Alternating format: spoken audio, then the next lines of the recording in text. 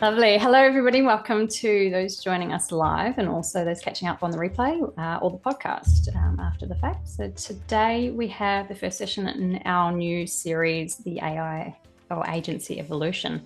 We're revisiting our core offerings in the age of AI. So in this series, we'll be looking at real agency stories, how our core digital services are evolving with AI and client expectations. So in this episode today, though, we're focusing particularly on web design and development. How AI is shaping the service, the capabilities coming from it, and also how others are evolving and pivoting their offering and model to accommodate that. If you haven't already registered for the whole series, I'll send a link out at the end as well as the replay and any other info that comes from the session.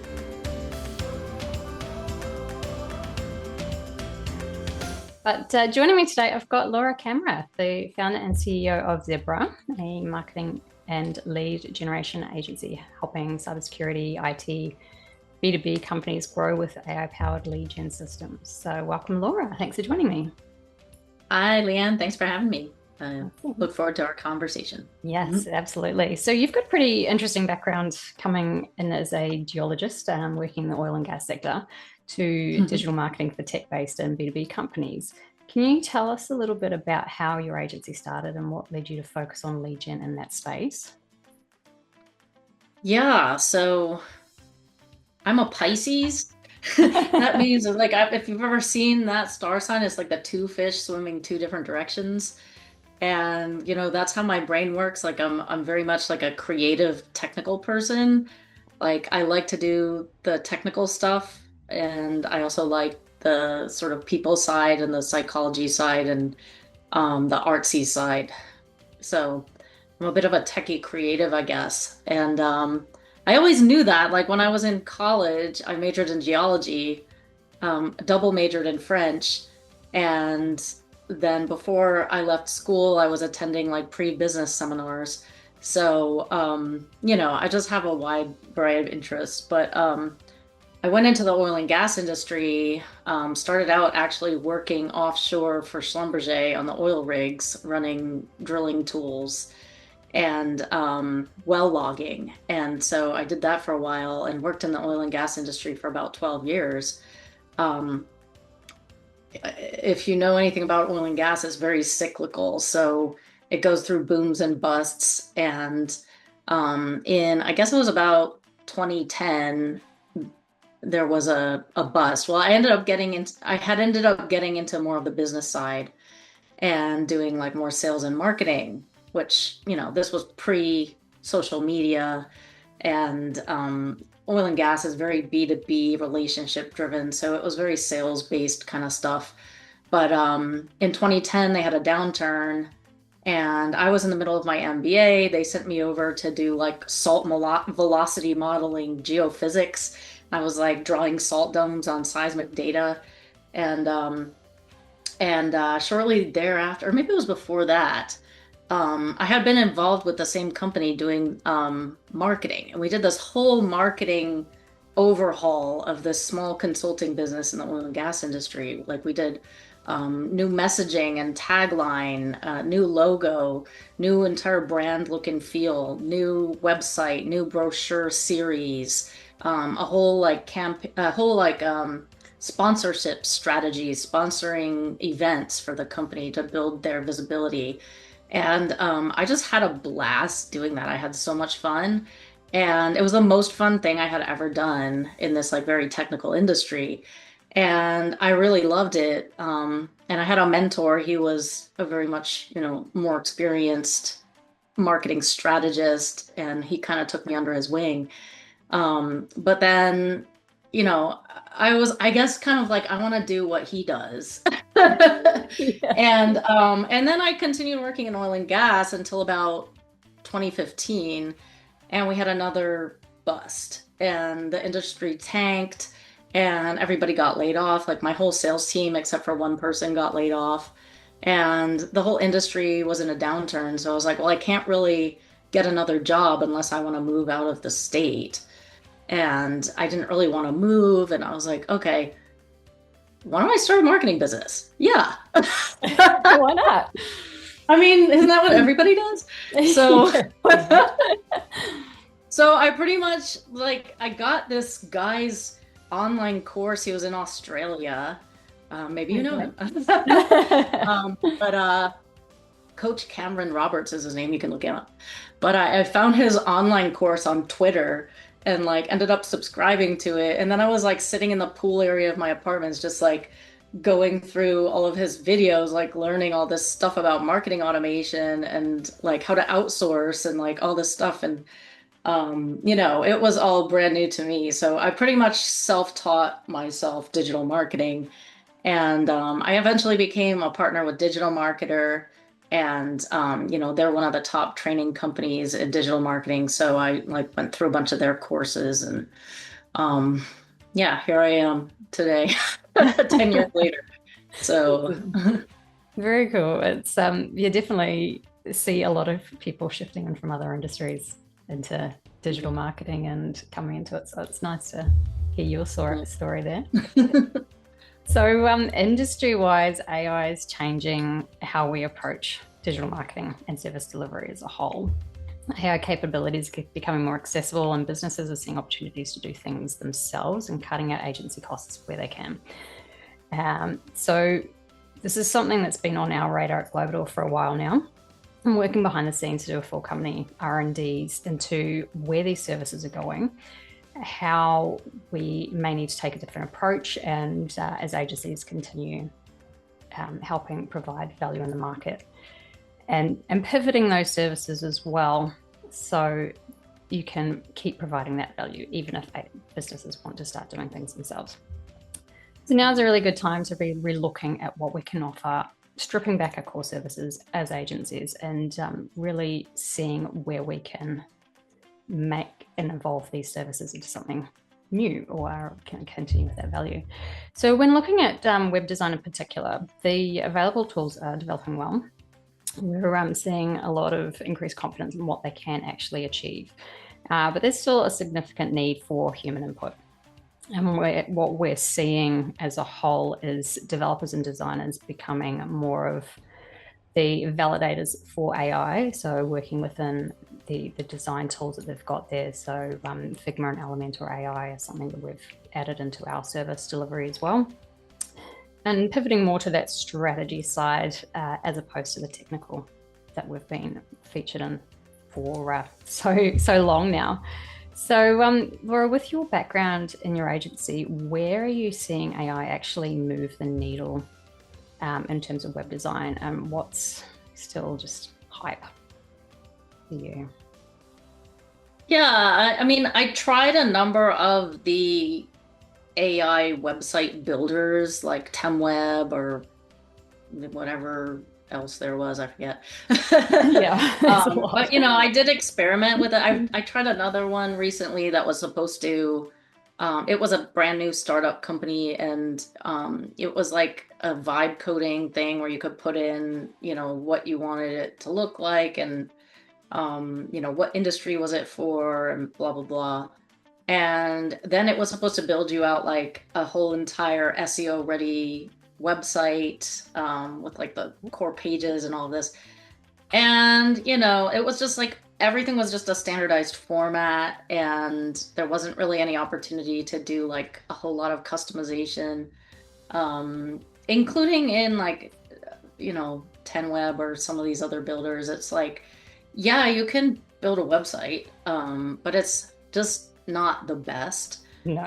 But say like I have, or I guess Lovable as well. Like if you, like I network with a lot of startup businesses. I go down to the Ion Innovation Center at Houston, which is like where a lot of tech startups hang out. And like I've recommended to startup companies there like to go build themselves a website using Lovable because they don't have much budget. They're a startup. They just need something that says they exist. Yeah. And they need it live and they need it fast. So like, yeah, put something up, make it with AI, you can do it yourself, and you will have a website. But down the road when they get funding, hopefully, and they want to have a professional appearance and a brand and look trustworthy, because at the end of the day, like, you know, your website is kind of like the business suit you wear to a job interview. If it's not crisp and clean, Yes. you know, that you're going to be judged on that. And so, you know, people understand if you're a startup business that, you know, you're doing the best you can with what you have. But, you know, if you're an established company, you want something that looks really good. And I don't think that the builders are there yet. Yeah. For like an established business who wants to project a crisp, clean image that's, you know, brand focused. So that being said, you know, I think that you guys were mentioning that you're using it for some of the sort of foundational stuff. Yeah, for the But at the end of the design. day, yeah, at the end of the day, I think, you know, to get a really good website, you still need humans involved to, you know, do that. What I do use it like super heavily for AI right now is the strategy and site mapping and content writing. So I train custom GPT ghostwriters for my clients before I make a website. And especially because I'm working in technical B2B fields. And, you know, if you're selling like, I don't know, some sort of chemical, like I talked to a company sales meeting this morning who does chemical blending, and they make all these chemicals for different applications in like 5 different industries. And, you know, they have like very expert chemists in-house who are super scientists with like crazy lab coats on, like doing this stuff. You know, I don't know, you know, I don't know the technical details of how they do that. Yeah. So I need a way to be able to communicate that technical stuff, you know, in a way that makes sense and attracts their customers, without me having to like learn how to do chemical blending. It can be hard in those spaces when they're so technical and you don't have the inside grasp on it. And so like the amazing thing to me about AI is like when I used to work with a company like this who needed a website written, like it was a lot of work because, you know, I had to literally learn a lot about what that technical business did and, you know, how it benefited their customers. And, you know, now it's like I can go to AI and, you know, AI is like Neo from the Matrix. Is like, you know, like its head has been plugged into like everything it could possibly need to know. So like if I give it the key, you know, framework of what we're trying to discuss, like it can fill in the details. You know, of course it doesn't know like the specific nitty-gritty details of what that company specifically does. But if that's important, I can get those details from the customer and it can be added in. And so it's just like mind blowing. Like I wrote a website for a mud logging geological company that works out in the rigs down in West Texas. And you know, my background's geology, so I do have background in that, you know, kind of field, but even so, like, you know, they're doing whatever they do in their own technical way. And, you know, I wrote this like amazing, beautiful website. I basically took like 8 of their brochures, customer facing brochures, and just like fed those into my AI ghostwriter, like gave it the framework of like, who is this company? What do they do? What is their brand voice? What do they, you know, who was their target customer? Like all of that information. And then, you know, I usually feed it frameworks of like how I want it to write the homepage. And so it's not just like running blind on what the content should look like either. And so when I give it all these parameters, like the content is just great, like amazing. And, you know, I haven't had a single complaint from a client, you know, like, nice. And, you know, when I do it this way, it's almost like there's very little like changes they ever want to make either. Like they just are happy with it. So that's really awesome. Yeah, very awesome. But, you know, and then the other really cool thing about the content side is image generation, which, you know, like sometimes you really want an image that's like a particular sort of thing, and like it's just not available in stock photos. So now you can go to AI and be like, hey, can you create me an image of like I just built I'm building a well you guys are building a website for me for a lady who does a nonprofit for women in construction. Maybe there's only so many images of women being in construction, like in stock photos. But I can go to AI and be like, hey, I need a group of like happy women in hard hats standing on a construction site. And, boom, it spits me out like the perfect picture. Yeah. So, so that's also cool, like the whole AI images and content. Yeah, the AI images are actually, it's pretty good. Yeah, it's nice that you're able to bring in more elements than just the build itself through AI too, and find those other areas that it's working, and content's definitely one of those. How much? And the other thing is like image editing. If you can use Canva. Yeah. And I had one client that he had this picture that was like perfect, but it was of two guys standing in front of a sign that said you should not stand within 20 feet of this sign, and they're like standing right in front of so he's like, can you take that sign out? So I'm like, oh sure. It's just like AI'd it out, like boom, perfect picture. There you go. Oh, sometimes it's so hard scrolling stock photos trying to find exactly what you're looking for. Yeah, exactly. So with that, how much human oversight is there that when you're using AI for, say, your content, for example, when using those GPTs, how much human oversight do you need to put into that at the moment? I mean, I would say I probably put a decent amount of work into, building the custom AI ghostwriter and training it. Yeah. Maybe, but I mean, even so, it's like, maybe it takes me like an hour to build a ghostwriter. Yeah. And then, it takes me a little while, maybe a couple hours to build the content. Because I do go through it like personally and read it and make sure that everything sounds right. Yeah. And that it is like logical progressively like inside the website. So yeah, but I mean, even so, like maybe it takes me a total of like 4 or 5 hours like to get a whole website written.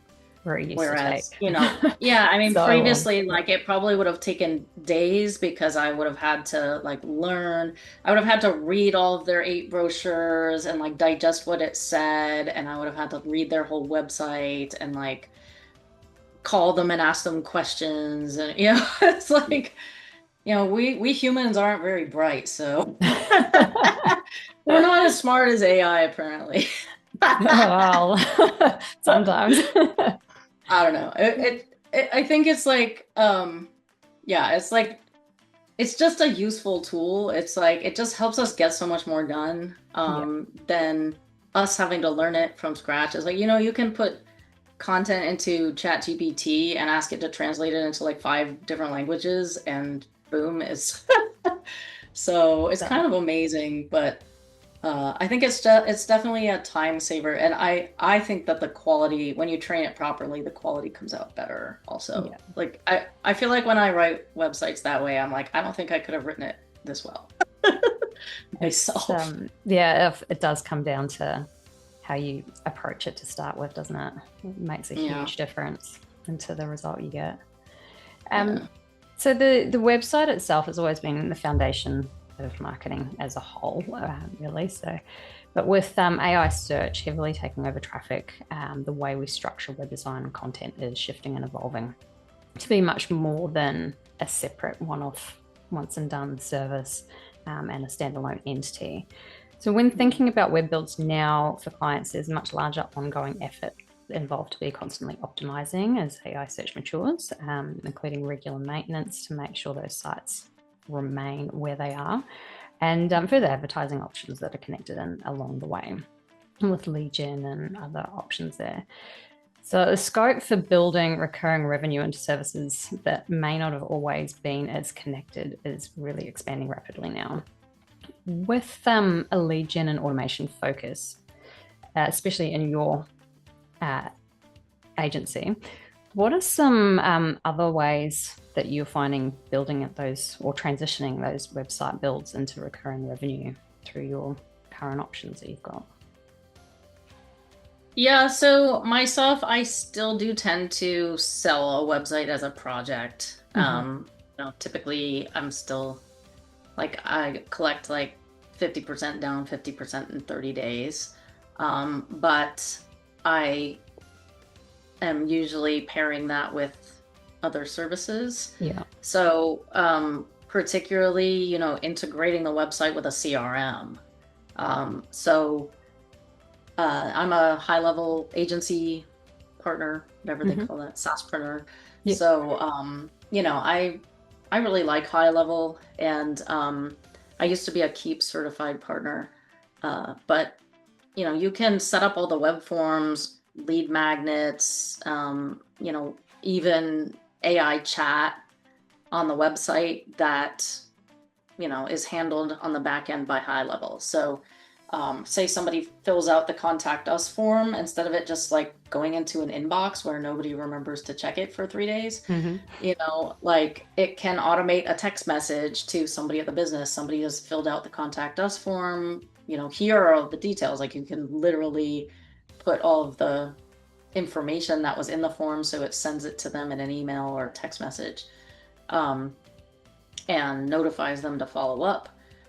You can also then immediately automate a nurture sequence. So if somebody has just made an inquiry from the website, you don't want to just be like, well, that's nice. That person should be added to your marketing list. Yeah. They should be receiving emails, possibly text messages, and an ongoing, maybe you, in the beginning, if they've made an inquiry, you ask them to book a call. Maybe you send them a couple emails within the first week, like in a more rapid fire sequence, trying to get them into the next step, like, hey, we noticed your inquiry, somebody will be right with you. Or maybe they've downloaded a lead magnet. If somebody downloads a lead magnet, like everything you ever wanted to know about web design, then you want to immediately hit them with a quick nurture sequence talking about, why the web design services you offer are going to be the most amazing thing since sliced bread or whatever, and asking them to take the next step, which is maybe to schedule a consultation or, whatever that next step is with you. And then, if they don't do that action, you could automate a notification to somebody in the business, like give them a call, or maybe, I probably want to give them a call if you have their phone number. And then like if they don't answer or you aren't able to get in touch, like they go into like an ongoing long-term, maybe 12-month nurture sequence that, talks to them about your business and how you support your customers and giving testimonials and happy results. And, so those are the types of things I think are really important. Of course, like voice and chat AI is a hot button these days. People are really interested in that. And the other thing is, if you're building websites, SEO integration and AI SEO. And so, it's like, if you can build them a website that's already optimized for SEO, because either they're going to get it built that it's optimized for SEO, or they're going to have to go back and do that later, perhaps. And so, like I have clients who are like, oh, just give me one service page with all of the services, all of my 10 services on the same page. I'm like, well, that's not going to help you with SEO. And so, if you can sort of prime them thinking about structuring the website SEO friendly, so like talk to them about why they need 10 service pages and not just one service page with 10 services on it. And help them to understand how the website's going to help them with SEO, and help them set it up so it builds long-term rankings, but also gives you the opportunity to sell SEO services to them. I think that's important, especially for local businesses. well, local businesses need like Google, but also putting the reviews on it. Like, hey, do you have a reviews AI or a reviews tool, or there's like reputation management tools that you can get them into. So these are all like ongoing services. Like a website doesn't sell itself. No, it does not. It's like if you It's can a put good up a start. beautiful website, but yeah, if nobody knows it's there, then what's the point? That's So it. They need to be able to yeah. find you. And something that we've noticed as well with our own internal work is that AI search is changing so quickly with how you optimize things. So you need to be staying on top of that and ongoing, like having that as a recurring service, so that's constantly evolving. Otherwise, your clients are going to get left behind. Yeah, and then there's of course the search intent and site ID data that we offer through Zebra Signal. Yes. Once they have a website, then they want to know who's visiting the website. So, if you can offer them site ID, then they can actually, without somebody having to fill out a form now, you can actually identify like the person's name, their phone number, email address, physical address, attributes about them, like have they, are they into fitness? Do they own a home? How many people in their household? Like blah, blah, blah. And, you can automate direct mail. You can automate Facebook ads in like dynamic audiences. You can automate LinkedIn ads, send cold email. So, that's another service that is, tends to be more affordable than running Google ads. And is another service that you can offer to somebody who now has a website.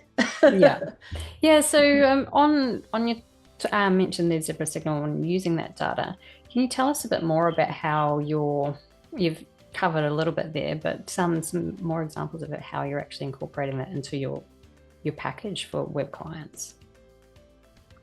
Yeah, so I'm selling that both as a SaaS. So basically, I talk to a lot of enterprise companies who are like, oh, well, we have our own internal marketing division.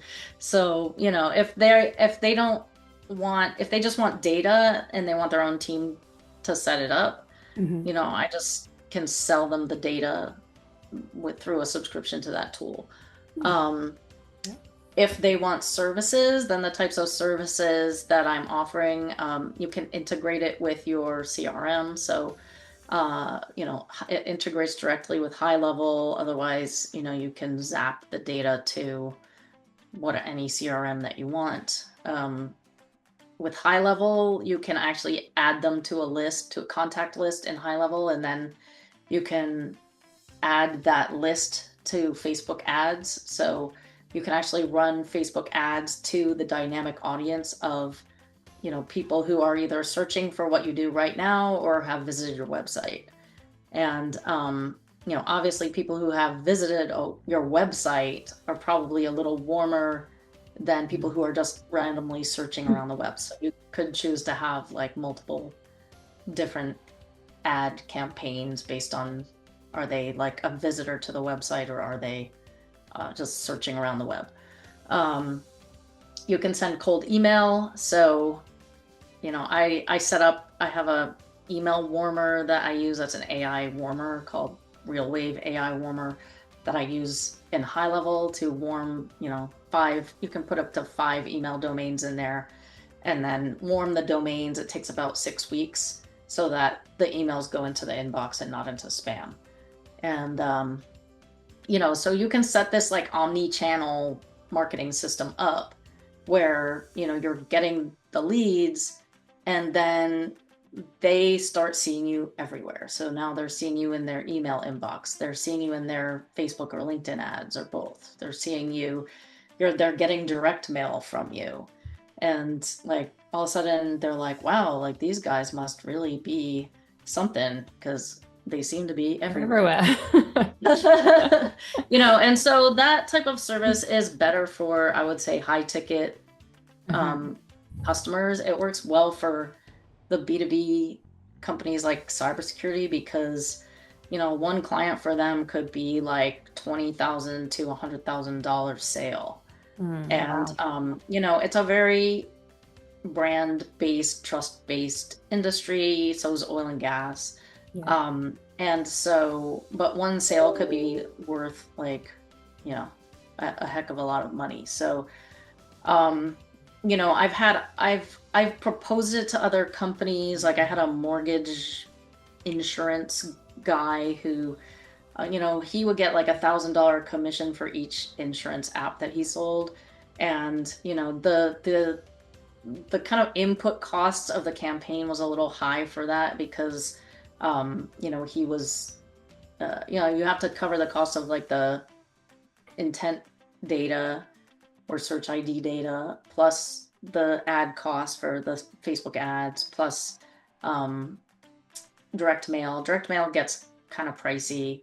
I was using Mailbox Power, and it's like $99 a month for just regular size postcards, or like I guess like $199 a month for large postcards in the US, and about like 60 cents for the little postcards and 78 cents postage for the big postcards. So if you're getting like 3,000 search ID leads and sending every one of them a direct mail postcard at 78 cents per, it starts to get kind of pricey. So, Yeah. But that being said, I think for the right business, it's especially like for the higher ticket companies where, one customer could be like a really high value, like I think it makes sense. Yeah, absolutely. And just on you mentioned the trust-based businesses there that you're working with, so the cybersecurity, the IT. So how do you manage or navigate the security and privacy side of implementing AI into their UX and their web builds? Yeah. So, I mean, the one side of that is like, when I'm receiving data from the company, I'm not just like the things that they're sending me are customer facing. So, they're sending me customer facing brochures, customer facing website, customer facing YouTube channel, customer facing LinkedIn posts. Like, I'm not taking their back-end proprietary information and feeding it into AI models. If they sent me proprietary information, I really don't want that information anyway, because, it could cause me to be liable if like I somehow got data hacked or something, which, is their job to stop that. But, I don't really want to keep people's proprietary company information, and there's really no need for me to have it. Because the stuff that I'm doing is for customer facing purposes. So I don't need to know like the test results of their chemical blending. Nor do I care. But I mean, I care that it works, but so from that standpoint, because I do have those questions like, oh, well, if you're using AI, like, is everybody going to find out all of our like proprietary company secrets? Yeah. No, because I don't even want to know your proprietary company secret. And I don't need to. There's no reason for me to know how the sauce is made. I just need to know why the sauce tastes so good. Yeah, that's it. So, and then, the other thing is like there are occasionally, like, because I do resell high level. I don't believe high level is like it's secure, but it's not like the hyper secure type of cybersecurity level. So, some companies that do cybersecurity are, might be concerned about that. But honestly, a lot of bigger companies in B2B who are on cybersecurity or like oil and gas already have a CRM. So, so sometimes like if they already have a CRM, and they're just using it for sales, like I can just integrate high level for marketing purposes. And so if leads are generated, it can like we could zap them to their Salesforce or whatever they need. So but Good. So what we're still talking on the UX side and the lead gen tapping into the website. What touch points in the journey have you identified as human only that need that level of human interaction where the AI process just doesn't cut it?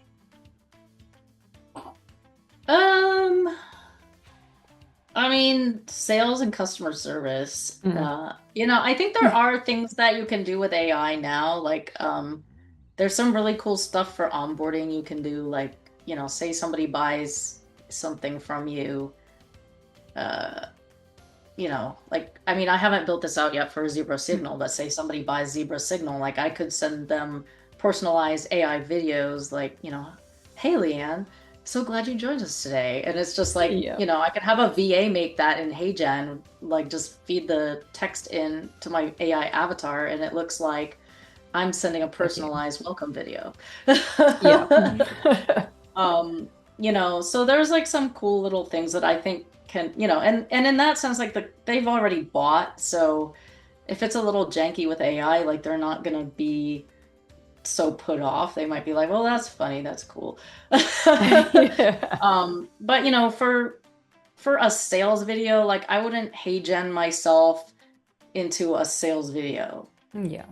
And I just built a sales video, and, I got my nice shirt on and I put some makeup on and like set it all up nice, and like I recorded it. And I'm not gonna put AI into sales right now. Where I think that AI is good is like, possibly customer reactivation. Say you have unengaged leads in your email list or unengaged contacts. You could use an outbound voice AI to make them an offer, like give them a call. And, I mean, it's a lot cheaper than having to have a human do it, I think. But, and, the other place that I think voice AI is good is possibly for sales qualification. So, usually like a lot of times if you're running digital ads, you have like a 2-step sales process. The first step is just a call to make sure the lead is qualified and gather some like preliminary information and get the person excited about the offer and book them into a call with a human. Yeah. So I think a voice AI can do that at this point. Usually it used to be like a low-level salesperson who just basically qualified the lead and booked them into a call with a closer. They call them a setter. But I think and that really probably depends on your market. Like some markets that's probably acceptable, and some markets, it's just not really the right feel and it'll turn people off. So, I think you just have to really understand your market and the options available for, how you're going to use AI and what's going to be acceptable to the target customers in that market. Yeah.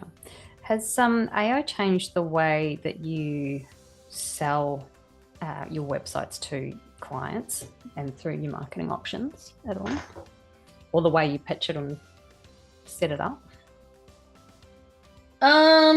Well, actually, I'm building all of my proposals now in ChatGPT and Gamma. So I used to use Proposify, and I haven't unsubscribed from Proposify, but honestly, like I am just not using it anymore. What you could do in Proposify was set up like pre-designed whatever like sections. So you could have like an SEO section and an SEO pricing section, and then just like if that's what the customer needs, you just like drag it in. But honestly, like every time I would build a proposal that way, it would take so long just because I'd be like, I don't know, like the generic option that I had isn't really exactly what they need. Yeah. And then I'd spend like hours like editing the templated proposal. And, I would get sick of like making proposals. Like I was like, oh God, this is like the worst thing. And I'm like, I should be excited. It's a proposal, but it's like gonna take me 3 hours and I'm dreading having to do it. Yeah. But now I'm building out in ChatGPT, like I give it all the details, I train it with a background, I come up with the scenario, I like look at the market opportunity for the customer, the offer, the anticipated results for the customer in terms of revenue, customer acquisition costs, whatever it is, the numbers that they're going to care about for like, why does this make sense for me to spend this money? And then like any use cases we can share, case studies, anything to help them visualize, how this is going to transform their business. And then I asked ChatGPT to like build this into a Gamma ready proposal for me.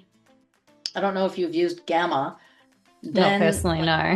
I just like copy the proposal out of ChatGPT and just paste in the text into Gamma and say go, and it just goes like and like voila, like a proposal looks awesome.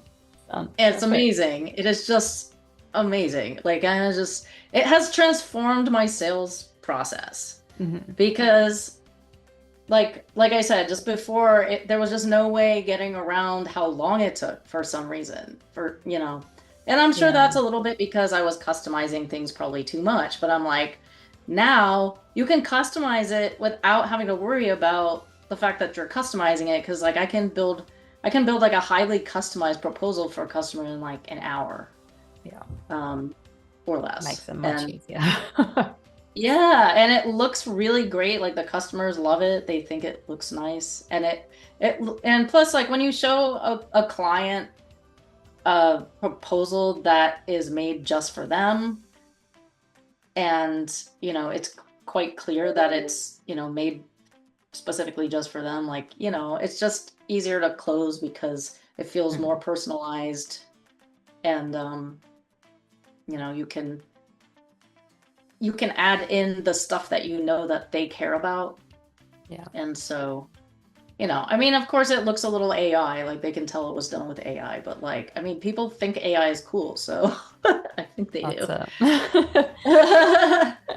Have you had any pushback from potential clients or prospects when they just come in for, say, a website and you're trying to move them into recurring services post that for their marketing?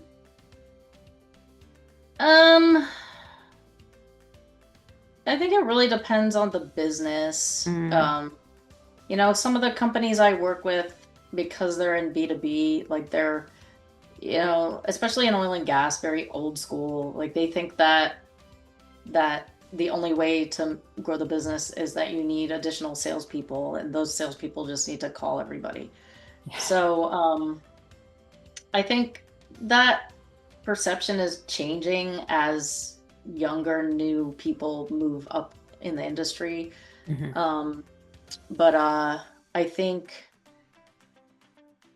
there's more like people are more receptive now, more and more, that like they do need a strong digital presence and online presence. Whereas, I think the older people who are not like, like I was saying, when I started out in the oil industry, it was like 2004. And, when I worked with that one geological consulting company doing that big marketing overhaul, that would have been probably around like 2007, 2008. And, I guess Facebook came out in like 2004. And, LinkedIn wasn't even around yet, I don't think. I don't even know when we got LinkedIn, but, it was not, like doing digital marketing in oil and gas back then just wasn't a thing. Like they knew they needed a website, but like that was pretty much the end of it. Like they didn't do any digital marketing. And, so since then we're now like 2026. I guess we're like 20 years later. I don't know how that happened. But fast forward to today, like more and more people, it's not always that they want to generate leads online so much as like, say you're going around saying, well, we're the best, this company. And your website sucks. And when people go Google search for your type of services, you don't come up. And the last post you made on LinkedIn was 3 months ago. It's like, are people going to really believe you when you say we're the best at what we do? It's the credibility factor is just not there when you're not on top of your game online. And so I think and when you are on top of your game online, like people are going to see you and they're going to have a more trustworthy opinion of you, because just the more we see something, the more we tend to like it.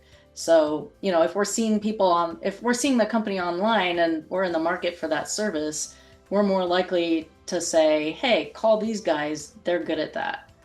So that's kind of the game that we play in the B2B space. Is it's not always about like direct conversions and lead gen online so much as building that trust and that relationship and the brand over time, where when it is time that prospective client needs that service, that this is the company they call. Yeah, that's it. And one last question for you. When deciding what you're going to keep in-house, especially now with AI capabilities being what they are, how do you decide what to keep, and what do you decide to outsource and let others take care of within your agency? Yeah, I mean, like, I'm probably more of a big picture strategy person, and I'm the business owner and I'm running the business. So yeah. I tend to work directly with the customers. And so like, I don't hand them off to someone because, I'm the one who probably met them, talked to them. It's your relationship. And, I think of it kind of like I'm the doctor. And so I need to get all the information from them and diagnose the problem. Figure out from them what is it that they need, what's going to help them transform their business, grow their revenue. And then, once I develop the plan and I know what they need, then I try to outsource probably as much as I can, because if I'm like building a website, I'm not doing sales. If I'm building email campaigns, I'm not doing sales. And like, I'm guilty of this, like, oh, well, I can just get this done real quick. And, I go do it. We all are, I think. But I'm realizing more and more, honestly, that like, I really, really need to quit doing that, because, there's only one of me, and, there's lots of people at Globital. Yeah. There's lots of experts who like build really good email campaigns. Honestly, like when it comes to landing pages built in high level, I'm like, that is not my favorite thing to do, nor am I great at it. You go, recognize there's just like things like, there's just things I don't need to be doing, and that's one of them. So, and nor do I enjoy it. I'm like, I don't enjoy sitting there. Like, I will probably be swearing at my screen. So, it's like, yes, I can do it. I have done it. Like, yeah, I mean, I can do that stuff, but like, there's no reason for me to do that stuff. Because, what I need to be focusing on is, managing the customers, doing sales, making sure that the strategies are in place correctly for the clients. And also like showing up for, my like Facebook Live or like LinkedIn Lives, webinars, and my own like sales visibility and marketing outreach. And so it's hard to get all of that done if I'm doing the technical work. And, I talked to a friend recently who, he's really, really good at SEO. He does SEO himself. And he was also building his clients' websites himself. I'm like, why? And I introduced him to Globital, because I'm like, you don't need to be doing that. Like, maybe you're really good at SEO. We'll focus on that and have Globital build the websites. Because That's hours of your time. It is so much time. And I honestly don't think that people who've never built a website have any inkling of how long it takes to do that. Yes. And so I think they don't have an appreciation for it. Like, why does it cost so much to build a website? Well, a very long time. Have you ever built a website? Yeah. But I think like they always say, you do the things that only you can do. Like, who's they? I don't know, like people. I used to go to eWomen Network. I think Sandra Yancey said that. Like, she was an eWomen Network lady, and she always stressed that, like, do only the things that only you can do. If somebody else can do it, like, get it off your plate. Yeah. Which is really true. I think it's harder when you're earlier stage in the business, because like you do have to worry about cash flow. Yeah. And how much is it going to cost to hire somebody to do it, or can I just spend 4 hours and like knock it out? But but there is a balance between how much. It's like you can't scale if you're doing all of the work. No, if you're doing all of the work, you're not going to be able to get in enough more customers to cover, for you to be able to grow. There's always going to be a ceiling. Yeah, so I think, you just have to make sure that you're charging enough, first of all, to be able to hire someone. Yeah. And, there's a lot of people that I've seen through the years who it's like, well, how much are you charging? Oh, well, that's not enough. No. It's like, they don't charge enough because they want the business and they think they're going to get the business better if they keep their prices more reasonable. But at the same time, it's like, the thing that I find helps you get the business better is not necessarily lowering your prices. It's niching down so that people see you as an expert in what you do for people like them. So like, if I niche down into cybersecurity companies and they say, well, who else have you done this for who's like us? Oh, well, here's this big long list of other cybersecurity companies that we've helped in this way. Yeah. And so that's what helps you be able to raise your prices, is niching down. They say the riches is in the niches. And sometimes it's hard because I'm like, well, I've been in oil and gas for a long time, so I still work for them, but they're honestly not as good as a prospective customer for me because they just don't value digital marketing like I want to do as much as, a cybersecurity company or IT company who knows they need like Google ads and SEO and lead gen. Over it. Yeah. And so, so that's why I focused into that niche, which is a newer niche for me. But I think that's really how you grow the business, is you niche down and get yourself out of the technical work by hiring a company like Globital who can take care of that stuff for you. And you guys do a really great job. I've been very happy with the services I receive. So I'm glad. That's what we honestly aim to do. That's one of the other things that's the hardest thing about growing a marketing business, is finding the right team, because and that probably is what took me the longest in my company, was to find good outsourced support, because freelancers is just not the right answer, because I had a great woman doing Facebook ads for me who was in the Philippines one time, and she's like doing an excellent, amazing job, and all of a sudden, oh, hey, I'm joining the military, so I can't work for you anymore. I'm like, no! Yeah, it's very uncertain. You've got that element of risk there that they are going to leave, and you've only got that one person or small group. Yeah, I think working with an agency is much better, because if she goes off and joins the military, there's someone else, or Globital would hire someone else to take that place. You wouldn't be left without services. So it's just that learning curve of how to brief it to somebody else, and so you can take it off your plate.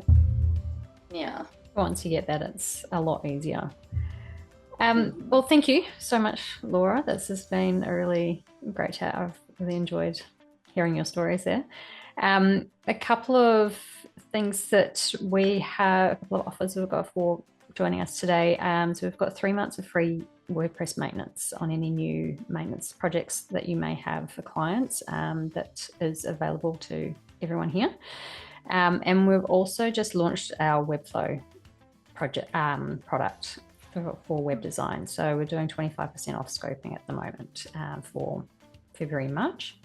So I'll send out some details. What does Webflow do? It's a type of web builder, like WordPress, similar to that. Oh, okay, cool. Well, yeah, CMS type system. So I'll send out some details by email to everyone here so you can access those if you want to give them a go. And also how to connect with Laura if you've got any questions for her. Yeah, you can. Oh, sorry. Sorry, no, you go. Oh, I was gonna say, yeah, you can find my website at ZBRA.ai, ZBRA.ai, or connect with me on LinkedIn at linkedin.com/in/Kamrath. That's LKAMRATH. Awesome. I'll get those all out to everybody so we can connect there. So thank you again, Laura, for joining us, and thank you everyone for attending. Yes, thank you for having me. I enjoyed being on your webinar today. Thank you. Yes, very nice. Right. Have a great day, everybody.